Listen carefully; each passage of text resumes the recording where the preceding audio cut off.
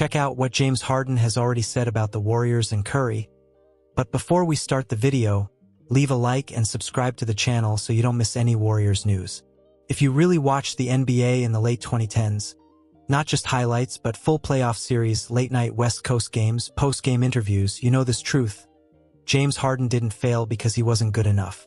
He ran into the Golden State Warriors over and over again. This is important to say up front because history has a way of flattening nuance. Years later, people look at rings and make lazy conclusions. Harden's own words push back against that. When he talks about the Warriors, there's no trash talk, no bitterness. There's something closer to acknowledgement, the kind that only comes from someone who was actually in the fight. Analysis. This isn't loser talk. This is a player who understands context. Harden knows that legacies aren't built in a vacuum. They're built against whoever dominates your era. Harden has openly referred to that Warriors core as a dynasty, and not in the casual way fans throw the word around. He's talking about a team that changed the geometry of basketball. From his perspective on the floor, you could feel it. One mistake, one missed rotation, one cold stretch, and suddenly you're down 12. Harden has said those matchups were frustrating, but he always pairs that with respect. That pairing matters. Nowhere is that clearer than when he talks about Stephen Curry. Harden, arguably the most ball-dominant scorer of his generation, has flat-out admitted that Curry's three-point records may never be touched. That's not humility for the cameras. That's recognition from a peer who knows exactly how hard it is to do what Curry does. Analysis. When Harden says this, it hits different. This isn't an old head praising the new era. This is someone who tried to outscore, outstrategize, and outlast the Warriors and came up just short. The 2018 Western Conference Finals is the emotional core of this entire conversation. Harden doesn't have to spell it out. Everyone who watched knows. That Rockets team wasn't hypothetical. They were real. Switch-heavy defense, isolation scoring, elite spacing. They had Golden State on the ropes. Harden has acknowledged that those games still sit with him, not as regret, but as proof of how thin the margins were. Analysis. This is where Harden's perspective becomes transformative. He isn't saying we should have won. He's saying we were close enough that history could have bent another way. That's a very different statement. What Harden seems to understand, and what casual fans often miss, is that those Warriors weren't just blocking him from a title. They were defining the ceiling of the league. Harden had to play near-perfect basketball just to keep the series competitive. In that sense, Golden State didn't diminish his prime. They validated it. There's also something telling in what Harden doesn't say. He never frames those losses as excuses. Instead, he frames them as encounters with something rare.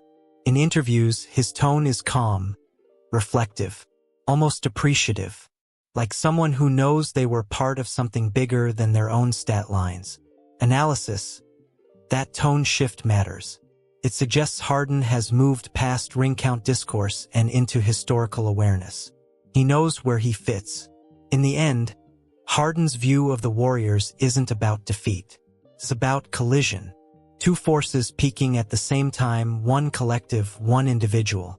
And while Golden State walked away with the banners, Harden walked away with something else. The credibility of someone who stood across from a dynasty and didn't flinch. That's how players talk when they've lived it. Not when they're making excuses, but when they're telling the truth.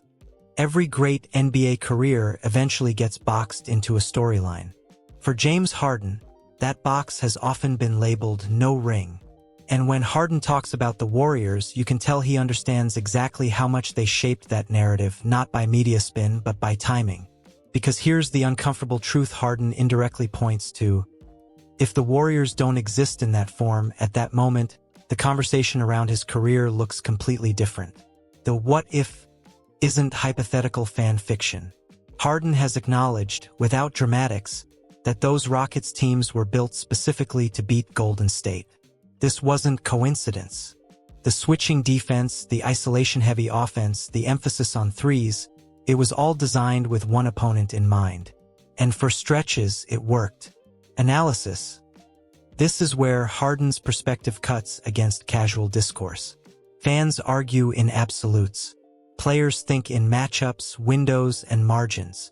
Harden knows his window overlapped with a historically brutal roadblock. When Harden reflects on losing to the Warriors, he doesn't dwell on missed shots or injuries. Instead, he talks about opportunity, being there, being close.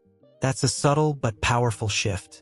It reframes those losses not as failure, but as proximity to something rare. He understands that the difference between legacy tiers is sometimes one hot quarter, one cold streak, one ankle tweak, not some massive gap in ability. This is also where Stephen Curry re-enters the conversation. Harden's comments about Curry's shooting records aren't just praise. They're context-setting. By elevating Curry's uniqueness, Harden implicitly explains why those Warriors felt different than any other contender.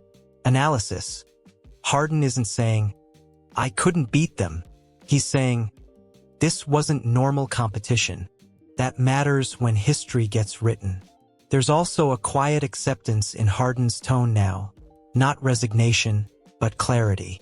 He doesn't argue against the ring culture. He simply steps outside it.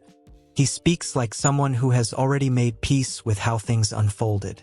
That's the voice of a player who knows the film, not just the headlines. What often gets lost is that Harden's prime forced the league to react just as much as the Warriors did. Defenses warped around him. Rule discussions followed him. Entire game plans existed solely to slow him down.